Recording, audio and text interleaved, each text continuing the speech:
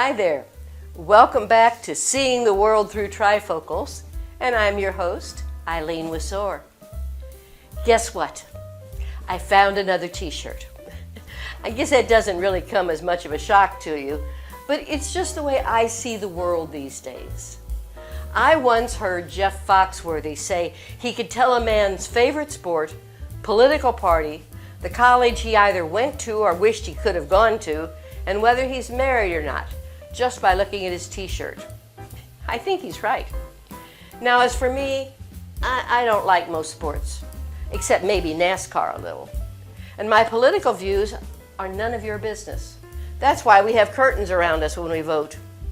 And I only wear college shirts that my grandchildren gave me. You know, I paid for my education with my money. I don't feel like I owe them free advertisement.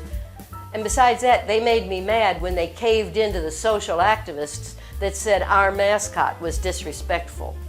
We revered our mascot and everything he stood for. I'm waiting for someone to come out and outlaw the Louisville Farmers as being demeaning. The school is proud of their mascot, and they aren't about to show disrespect towards any man who works from sunrise to sunset, plants and harvests his own food, and can help roll a 1,000-pound cow on her back because she's got her stomach tied in a knot. As far as marital status is concerned, at my age, there aren't many people who would even want to know. Anyway, this little chat isn't about t-shirts in general. It's about the t-shirt that led up to all of this. It said, "I am the mom, I make the rules." Man, oh man, or maybe I should say woman, oh woman, I wish I saw more of those shirts around, because that's the way I grew up. "Because I said so" was a very common, to the point, no further discussion needed phrase often heard. Of course, today if someone heard you say that, they'd probably report you for child abuse. Many years ago, we took a 3-year-old foster child into our family. We grew to totally love her, and we even tried to adopt her, but eventually the system returned her to her natural mother. Believe me, that's a whole other story. At age 3, she had already been in the foster system for almost a year, and during that time had been moved to 7 different homes. She had a tendency to throw tantrums, and everyone else gave up. Side note here, I don't give up. According to the law, I'm not allowed to spank her. It might damage her, and we certainly wouldn't want to damage damaged goods now, would we? But I could discipline her. And so if she would throw a fit, I would wash her face with a cold washcloth, or if one wasn't available, I would quickly remove her from the situation. One day at a grocery store, she threw one of her fits, and I stared into her face, eyeball to eyeball, and told her, "Be quiet or we're going to the car." Now, for legal purposes, let me assure you, I did not do any kind of bodily injury to her once we got to the car. It was just that she was no longer getting attention from anyone else.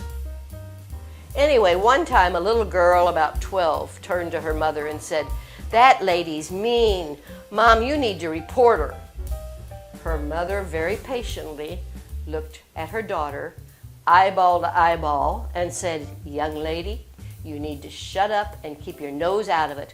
We don't know the whole story, and she hasn't done one thing to hurt that child."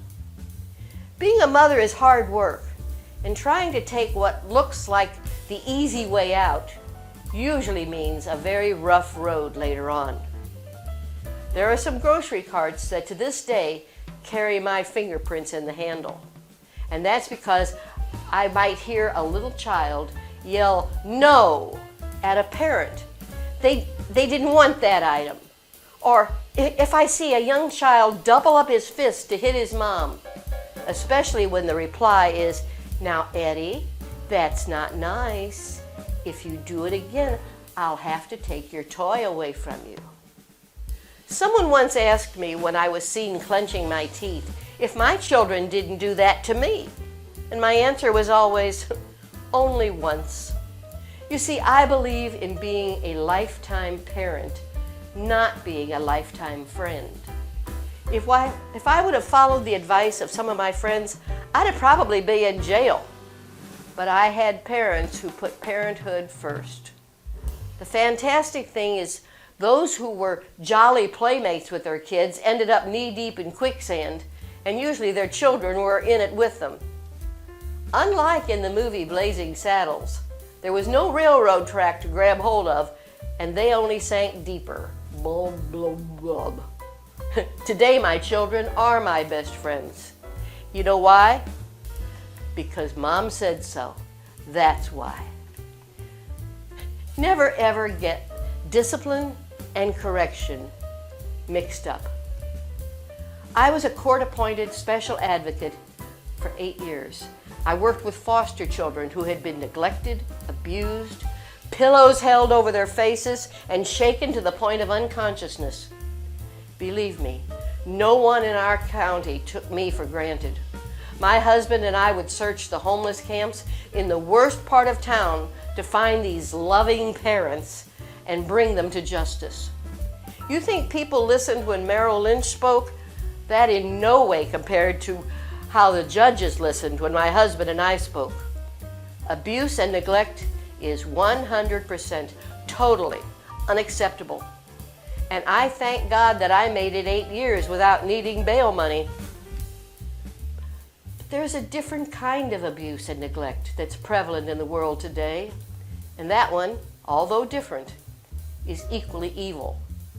When friendship is more important than parenthood, when teaching how to be a star football player or a cheerleader is more important than teaching the fun of the game, when receiving is of higher value than appreciating what you have, when giving gifts is more appreciated than giving love, or when demanding personal rights means not respecting the rights of others, that too becomes a level of abuse and neglect. Jesus set the example of how we were to live. The Bible shows how Jesus loved mankind, how he enjoyed the beauty around him, how he was helpful, kind, and respectful to those who rejected him, how he spent every moment to the very end of his earthly life living it to the fullest. What better way to honor God, the God who so loved the world that he gave his only Son to die for us, that we might live with him forever, than to personally live as Jesus taught, and to teach our own sons and daughters how to live according to his example, so that they might know this truth and live happily forever after. Why? Because he's God, and he made the rules. Until next time, have a blessed week.